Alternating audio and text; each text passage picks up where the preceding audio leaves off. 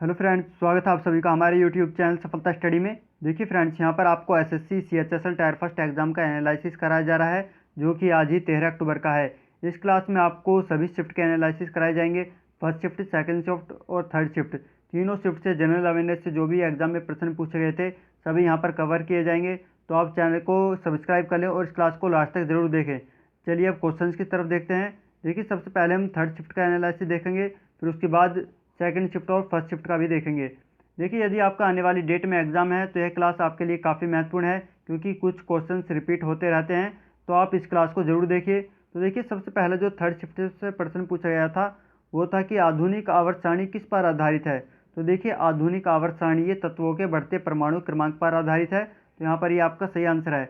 यदि नियम पूछा गया होगा कि किस नियम पर आधारित है, तो ये मेंडलीफ के नियम पर आधारित है। तो आप ये भी ध्यान रखेंगे, नियम पूछा जाता है तो मेंडलीफ आपका सही आंसर है। अब देखिए, सेकंड क्वेश्चन पूछा गया था कि राजीव गांधी खेल रत्न पुरस्कार कब शुरू हुए थे। तो देखिए, राजीव गांधी खेल रत्न पुरस्कार ये 1991-92 में शुरू हुए थे, और इसका जो पहला पुरस्कार दिया गया था विश्वनाथ आनंद को दिया गया था, जो कि शतरंज के ग्रैंड मास्टर हैं। इन्हें पहला पुरस्कार दिया गया था। चलिए अब नेक्स्ट क्वेश्चन देखते हैं। देखिए, क्वेश्चन नंबर 3 में पूछा गया था कि ला लिगास स्पेनिश फुटबॉल के वर्तमान में ब्रांड एम्बेसडर कौन है। ब्रांड एम्बेसडर पूछा गया है। तो इसके जो ब्रांड एम्बेसडर हैं फुटबॉल के, तो वो हैं रोहित शर्मा, जो कि एक क्रिकेटर हैं। इन्हें ला लीगा से स्पेनिश फुटबॉल के ब्रांड एम्बेसडर बनाया गया है। अब प्रश्न नंबर जो 4 है, इसमें पूछा गया है कि मोतीलाल नेहरू के द्वारा कांग्रेस के किस अधिवेशन की अध्यक्षता की गई थी। तो देखिए, मोतीलाल नेहरू के द्वारा अमृतसर के अधिवेशन की अध्यक्षता की गई थी, जो कि 1919 में हुआ था। तो आप ध्यान रखें। चलिए अगला प्रश्न देखते हैं। प्रश्न नंबर 5, इसमें पूछा गया है कि वह अक्रिय गैस कौन सी है जो कैंसर के इलाज के लिए प्रयोग में लाई जाती है। तो देखिए, अक्रिय गैस वो रेडोन गैस है। ये अक्रिय गैस है, ये एक रेडियोधर्मी गैस है। तो आप ध्यान रखें, यहाँ पर रेडोन आपका सही आंसर था। अब प्रश्न नंबर देखिए 6 देखेंगे। देखिए, प्रश्न नंबर 6 में पूछा गया था कि छत्तीसगढ़ के मुख्यमंत्री कौन है। छत्तीसगढ़ या फिर झारखंड के बारे में पूछा गया था, ये हमें करेक्ट नहीं मालूम चला है। यदि छत्तीसगढ़ के बारे में पूछा गया होगा तो छत्तीसगढ़ के मुख्यमंत्री भूपेश बघेल हैं, और वहाँ के जो गवर्नर हैं वो अनुसुईया उइके हैं। यदि झारखंड की बात की जाए तो झारखंड के मुख्यमंत्री हेमंत सोरेन हैं, और यहाँ के राज्यपाल द्रौपदी मुर्मू हैं। तो आप ये भी ध्यान रखें। अब अगला प्रश्न देखते हैं, प्रश्न नंबर 7। देखिए, प्रश्न नंबर 7 में यहाँ पर पूछा गया है, भोपाल गैस त्रासदी से प्रश्न पूछा गया था। तो देखिए, भोपाल गैस त्रासदी ये 2-3 दिसंबर 1984 की आधी रात को हुई थी। तो आप ध्यान रखें। और इसी कौन सी कंपनी में हुआ था ये गैस, भोपाल गैस त्रासदी। तो ये यूनियन कार्बाइड नाम की कंपनी थी भोपाल में, उसमें मिथाइल आइसोसाइनेट गैस का रिसाव हुआ था। तो आप ध्यान रखिए, काफ़ी महत्वपूर्ण प्रश्न है ये। इससे संबंधित आने वाली शिफ्ट में भी प्रश्न पूछे जा सकते हैं। तो आप ध्यान रखें, इसमें मिथाइल आइसोसाइनेट गैस का रिसाव हुआ था। अब प्रश्न नंबर देखिए 8 है। इसमें पूछा गया था कि अनुच्छेद 49 का संबंध किससे है। देखिए, प्रत्येक शिफ्ट में अनुच्छेद से संबंध जरूर पूछे जा रहे हैं कि कौन सा अनुच्छेद किससे संबंधित है। तो आप महत्वपूर्ण आर्टिकल के सभी याद कर लें। देखिए, अनुच्छेद 49 जो है ये राष्ट्रीय स्मारक स्थानों और वस्तुओं के संरक्षण से संबंधित है। चलिए अगला प्रश्न देखेंगे। देखिए, अगला प्रश्न मुगल काल से पूछा गया है कि मुगल काल की आधिकारिक भाषा कौन सी थी। तो देखिए, मुगल काल की आधिकारिक भाषा फारसी भाषा थी। यहाँ पर फारसी भाषा सही आंसर होगा। अब देखिए, प्रश्न नंबर जो 10 है, इसमें वर्ल्ड बैंक से पूछा गया था कि वर्ल्ड बैंक के प्रेसिडेंट या फिर एमडी या सीएफओ के बारे में पूछा गया था। तो प्रेसिडेंट की बात की जाए तो वो है डेविड मालपस, ये वर्ल्ड बैंक के प्रेसिडेंट हैं। यदि एमडी और सीएफओ की बात की जाए तो वो अंशुला कांत हैं। तो आप ध्यान रखें, साथ ही इसका मुख्यालय भी ध्यान रखें। वर्ल्ड बैंक का मुख्यालय वाशिंगटन डीसी में स्थित है। चलिए अब अगला प्रश्न देखते हैं। देखिए, आपको क्लास पसंद आ रही है तो प्लीज़ क्लास को लाइक ज़रूर कर दें और अपने सभी फ्रेंड्स के साथ शेयर जरूर कर दें। अब प्रश्न नंबर जो 11 है, इसमें पूछा गया है कि मुस्लिम लीग की स्थापना कब की गई थी। तो देखिए, मुस्लिम लीग की जो स्थापना वो 30 दिसंबर 1906 को की गई थी, बांग्लादेश के ढाका में। तो आप ध्यान रखें। और ये किसके द्वारा की गई थी। तो ये आगा खां और सलीमुल्लाह खान के द्वारा मुस्लिम लीग की स्थापना 1906 ईस्वी में की गई थी। अब प्रश्न नंबर देखिए जो 12 है, इसमें पूछा गया है कि citizen Delhi my time my life पुस्तक किसने लिखी थी। तो देखिए, citizen Delhi my time my life पुस्तक ये शीला दीक्षित ने लिखी थी, जो कि दिल्ली की पूर्व मुख्यमंत्री रह चुकी हैं। इनका हाल ही में निधन हुआ है। तो आप ध्यान रखें, इनसे प्रश्न पूछा जा सकता है। अब प्रश्न नंबर देखिए 13 है। इसमें पूछा गया है कि माई लाइफ माई मिशन पुस्तक के लेखक कौन है। तो माई लाइफ माई मिशन पुस्तक के लेखक हैं उदय मधुरकर। तो आप ध्यान रखें, उदय मधुरकर यहाँ पर करेक्ट आंसर है। अब प्रश्न नंबर देखिए 14 है। इसमें पूछा गया है कि ऑयल ऑफ विट्रियोल किसे कहा जाता है। तो देखिए ऑयल ऑफ विट्रियोल ये सल्फ्यूरिक अम्ल को कहा जाता है। तो यहाँ पर सल्फ्यूरिक अम्ल आपका करेक्ट आंसर है। अब प्रश्न नंबर देखिए 15 देखेंगे। इसमें पूछा गया है कि ब्रिक्स सम्मेलन 2021 को कौन होस्ट करेगा। ये देखिए इस प्रकार से कुछ प्रश्न पूछा गया था, हमें क्वेश्चन करेक्ट नहीं मालूम चला है। तो यदि यह पूछा गया होगा कि ब्रिक्स सम्मेलन 2021 को कौन होस्ट करेगा, तो भारत होस्ट करेगा। तो आप ध्यान रखें, यहाँ पर भारत आपका सही आंसर है। अब प्रश्न नंबर देखिए 16 है। प्रश्न नंबर 16 में पूछा गया था कि किस धातु को आसानी से चाकू से काटा जा सकता है। तो देखिए सोडियम धातु को आसानी से चाकू से काटा जा सकता है। यदि आपके ऑप्शन में सोडियम होगा तो सही आंसर है, यदि लिथियम दिया गया होगा तो लिथियम भी आपका सही आंसर होगा। अधिकतर इसका करेक्ट आंसर वैसे सोडियम होता है, तो यहाँ पर आपका सोडियम सही आंसर है। देखिए यहाँ पर थर्ड शिफ्ट के क्वेश्चन हो चुके हैं। अब सेकंड शिफ्ट का देखेंगे, उसके बाद फिर फर्स्ट शिफ्ट का देखेंगे। देखिए थर्ड शिफ्ट से हमारे पास 16 क्वेश्चन थे। यदि आपके पास और भी क्वेश्चन है तो आप कमेंट बॉक्स में ज़रूर बताएं। यदि किसी क्वेश्चन पर डाउट है तो वो भी कमेंट में ज़रूर बताएं। अब देखिए सेकंड शिफ्ट में जो प्रश्न पूछे गए थे, तो फर्स्ट प्रश्न था कि मंगलयान की तस्वीर किस भारतीय नोट पर छपी थी। तो मंगलयान की तस्वीर ये 2000 रुपये के नोट पर छपी होती है। तो यहाँ पर ध्यान रखें। और आपको ये भी बताया गया था कि 50 रुपये के नोट की बात की जाए तो 50 रुपये के नोट पर हम्पी का चित्र होता है, और 200 रुपये के नोट पर सांची का स्तूप, और 10 रुपये के नोट पर कोणार्क का सूर्य मंदिर छपा होता है। अब प्रश्न नंबर देखिए सेकंड शिफ्ट में प्रश्न नंबर 2 पूछा गया था कि 2019 में रविन्द्रनाथ टैगोर पुरस्कार किसे दिया गया था। तो ये राणा दास गुप्ता को दिया गया था। इनकी पुस्तक सोलो के लिए इन्हें यह पुरस्कार दिया गया था। तो आप ध्यान रखें। चलिए नेक्स्ट क्वेश्चन देखते हैं। देखिए क्वेश्चन नंबर 3 में जो पूछा गया है सेकंड शिफ्ट में कि सतरिया लोक नृत्य का संबंध किस राज्य से है। सतरिया लोक नृत्य के बारे में पूछा गया है, तो ये असम राज्य से था। तो यहाँ पर असम राज्य आपका सही आंसर था। आप प्रश्न नंबर देखिए 4। इसमें पूछा गया था कि सती प्रथा को किस गवर्नर जनरल ने खत्म किया था। तो देखिए सती प्रथा को ये लॉर्ड विलियम बेंटिक ने खत्म किया था। तो यहाँ पर लॉर्ड विलियम बेंटिक आपका सही आंसर है। अब देखिए प्रश्न नंबर 5 देखेंगे। प्रश्न नंबर 5 है यहाँ पर कि गंगैकोंड चोलपुरम को किस राजा ने बसाया था। तो देखिए गंगैकोंड चोलपुरम को ये राजेंद्र चोल प्रथम ने बसाया था, जो कि ये तमिलनाडु के चिरापुल्ली में एक स्थान है जिसका नाम है गंगैकोंड चोलपुरम। तो आप ध्यान रखें, यहाँ पर राजेंद्र चोल आपका सही आंसर था। अब देखिए प्रश्न नंबर 3 जो पूछा गया था, प्रश्न नंबर 6 कि पैराथायराइड ग्रंथि कहाँ होती है, इससे संबंधित प्रश्न पूछा गया था। तो पैराथायराइड जो ग्रंथि होती है वो गर्दन के निचले हिस्से में होती है, और जो कि छाती के ऊपरी हिस्सा होता है। तो आप ध्यान रखें, यदि इसके वजन की बात की जाए तो वजन इसका 0.01 से 0.03 होता है, ग्राम में होता है। तो आप ध्यान रखें। अब देखिए प्रश्न नंबर 7। प्रश्न नंबर 7 में पूछा गया था कि आरबीसी का जीवन काल कितना होता है। रेड ब्लड सेल्स का जीवन काल पूछा गया था, तो वो 120 दिन होता है। 100 से 120 दिन होता है, लेकिन आपके ऑप्शन में केवल 120 दिन दिया गया होगा, तो आपका सही आंसर है। अब प्रश्न नंबर देखिए 8 में पूछा गया था कि आईपीएल 2019 में emerging player of the season किसे चुना गया था। तो वो शुभमन गिल को चुना गया था। 19 साल के शुभमन गिल को चुना गया था, जो कि कोलकाता नाइट राइडर्स टीम की तरफ से खेले थे। तो आप ध्यान रखें।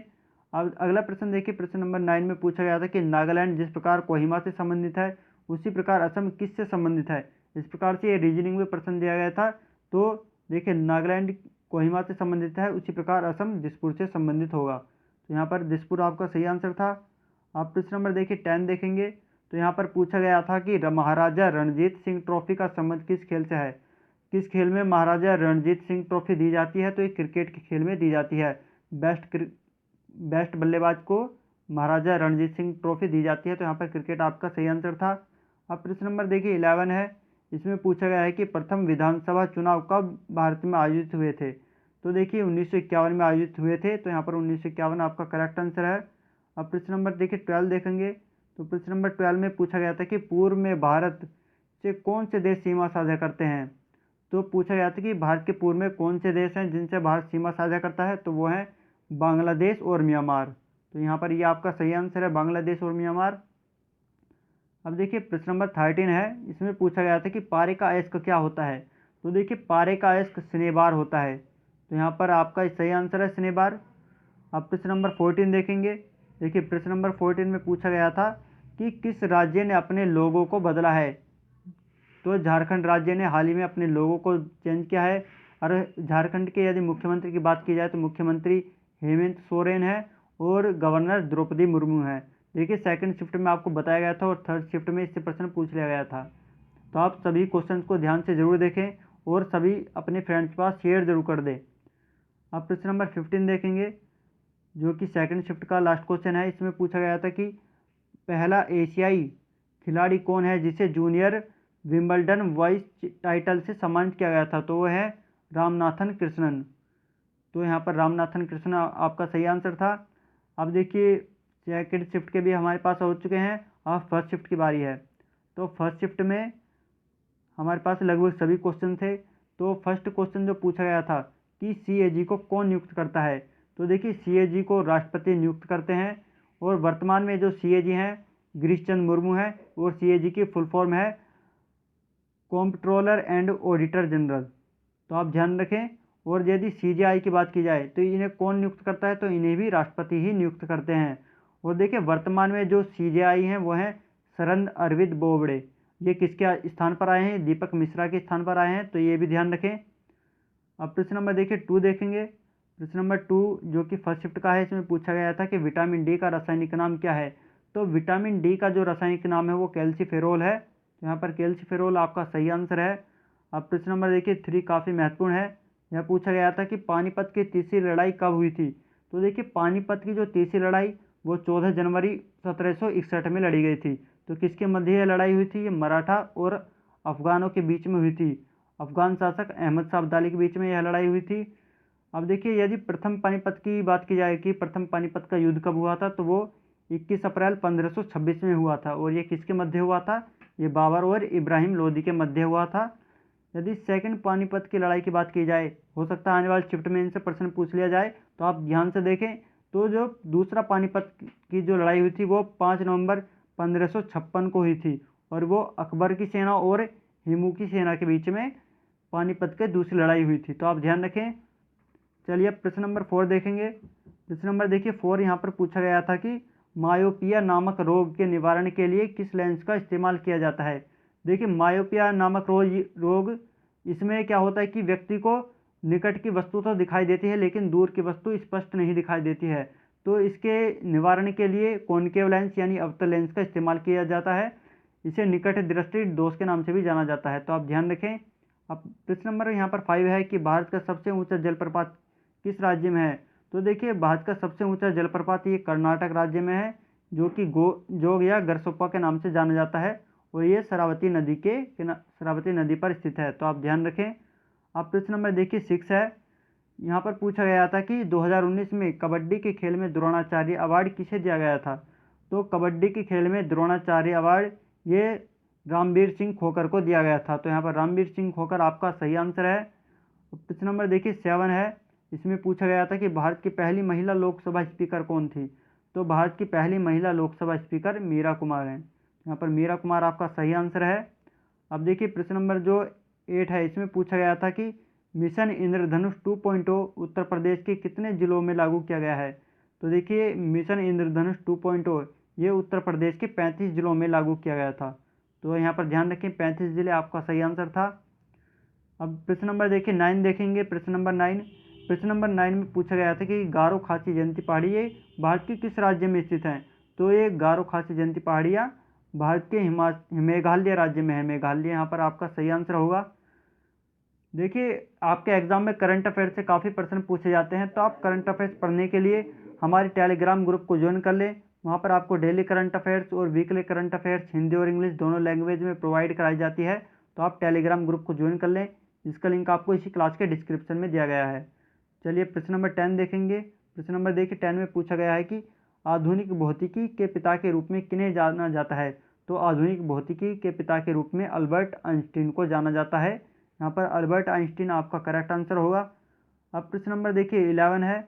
इसमें पूछा गया था कि सलमान रुश्दी ने कौन सी पुस्तक लिखी थी। तो देखिए सलमान रुश्दी ने मिडनाइट चिल्ड्रेन पुस्तक लिखी थी। उसमें काफ़ी ऑप्शन थे, मिडनाइट चिल्ड्रेन भी था। तो ये सलमान रुश्दी की पुस्तक है मिडनाइट चिल्ड्रेन।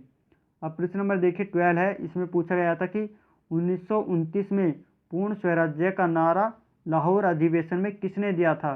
तो ये पंडित जवाहरलाल नेहरू ने दिया था। देखिए थर्ड शिफ्ट में इससे एक प्रश्न पूछा गया था कि इसमें तो पंडित जवाहरलाल नेहरू के बारे में पूछा गया था, उसमें पूछा गया था कि मोतीलाल नेहरू ने कौन से अधिवेशन में भाग लिया था, तो उसके बारे ऐसा प्रश्न दिया गया था। तो जो मोतीलाल नेहरू वाला क्वेश्चन था, तो उन्होंने अमृतसर वाले 1919 वाले अधिवेशन में भाग लिया था, तो आप ध्यान रखिए उसे भी। प्रश्न नंबर देखिए 13 है, इसमें पूछा गया था कि कोणार्क का सूर्य मंदिर कहाँ स्थित है? तो देखिए कोणार्क का सूर्य मंदिर ये उड़ीसा राज्य में स्थित है, तो यहाँ पर उड़ीसा आपका करेक्ट आंसर है। और देखिए कोणार्क का सूर्य मंदिर कितने रुपए के नोट पर अंकित है? तो ये 10 रुपये के नोट पर छपा है इसकी तस्वीर, तो आप ये भी ध्यान रखें 10 रुपये के नोट पर कोणार्क का सूर्य मंदिर छपा हुआ है। अब प्रश्न नंबर देखिए 14 देखेंगे, तो प्रश्न नंबर 14 में पूछा गया है कि अनुच्छेद 40 का संबंध किससे है? तो अनुच्छेद 40 का संबंध ये राज्य ग्राम पंचायतों का संगठन से संबंधित है। तो आपको यह बताया गया था कि राज्य ग्राम पंचायतों को संगठन करेगा और उनको ऐसी शक्तियां और प्राधिकार प्रदान करेगा जो उन्हें स्वायत्त शासन की इकाइयों के रूप में कार्य करने के लिए आवश्यक होंगे। तो आप ध्यान रखें। देखिए अब प्रश्न नंबर 15 है कि झंडा दिवस कब मनाया जाता है? तो देखिए सशस्त्र झंडा दिवस ये 7 दिसंबर को मनाया जाता है, तो यहाँ पर 7 दिसंबर करेक्ट आंसर है आपका। 7 दिसंबर को ही झंडा दिवस मनाया जाता है। अब यहाँ पर प्रश्न नंबर देखिए 16 लिया गया है कि IPL 2019 किसने जीता था? तो IPL 2019 ये मुंबई इंडियंस टीम ने जीता था। और यदि बात प्रश्न में देखिए वैसे प्रश्न ये पूछा गया था कि मोस्ट वैल्यूएबल प्लेयर का कौन चुने गए हैं IPL 2019, तो वह हैं आंद्रे रसेल, ये इन्हें मोस्ट वैल्यूएबल प्लेयर के रूप में चुना गया था। अब प्रश्न नंबर देखिए 17 है, इसमें पूछा गया था कि ब्रह्मपुत्र नदी का उद्गम स्थल कहाँ है? तो देखिए ब्रह्मपुत्र नदी का जो उद्गम स्थल ये कैलाश मानसरोवर में है। यदि स्टेट की बात की जाए तो अरुणाचल प्रदेश आपका सही आंसर होगा। आप प्रश्न नंबर 18 देखेंगे। देखिए प्रश्न नंबर 18 जो है इसमें पूछा गया था कि अंतर्राष्ट्रीय बालिका दिवस कब मनाया जाता है? तो अंतर्राष्ट्रीय बालिका दिवस ये प्रत्येक वर्ष 11 अक्टूबर को मनाया जाता है। यहाँ पर 11 अक्टूबर आपका सही आंसर होगा। अब प्रश्न नंबर देखिए 19 में पूछा गया था कि रूस के प्रधानमंत्री कौन है? रूस के प्रधानमंत्री के बारे में पूछा गया तो वो है मिखाइल मिशुस्टिन, जिनकी हाल ही में नियुक्ति हुई थी, इनके बारे में पूछा गया था। यदि अफगानिस्तान के प्रधानमंत्री के बारे में बात की जाए तो वह हैं अब्दुल रहीम गफूर जी, ये अफगानिस्तान के प्रधानमंत्री हैं। अब प्रश्न नंबर देखिए 20 देखेंगे। प्रश्न नंबर 20 में पूछा गया है कि गुजरात के मुख्यमंत्री कौन है? तो गुजरात के मुख्यमंत्री हैं विजय रूपाणी। प्रश्न नंबर 21 में पूछा गया था कि BSNL की फुल फॉर्म क्या है? तो BSNL की फुल फॉर्म है भारत संचार निगम लिमिटेड, ये BSNL की फुल फॉर्म है। अब प्रश्न नंबर देखिए 22, इसमें पूछा गया है कि ब्रंट शुगर के लेखक कौन है? तो ब्रंट शुगर पुस्तक के लेखक ये अवनी दोषी हैं, इनकी पुस्तक है ब्रंट शुगर, तो आप ध्यान रखें, काफ़ी महत्वपूर्ण प्रश्न था ये। अब देखिए प्रश्न नंबर 23 जो कि आज का लास्ट प्रश्न है, इसमें पूछा गया है कि US ओपन मेन सिंगल 2019 में किन्हें दिया गया था? तो राफेल नडाल को दिया गया था। यहाँ पर राफेल नडाल आपका करेक्ट आंसर है। देखिए हमने सभी तीनों शिफ्ट का आपको एनालिसिस करा दिए हैं, तो आपको यह क्लास कैसी लगी कमेंट करके जरूर बताएं। आने वाली डेट के एग्जाम के एनालिसिस देखने के लिए हमारे चैनल से जुड़े रहें, चैनल को सब्सक्राइब कर लें, इस क्लास को लाइक कर दें। चलिए नेक्स्ट क्लास में फिर मिलते हैं। Thank you.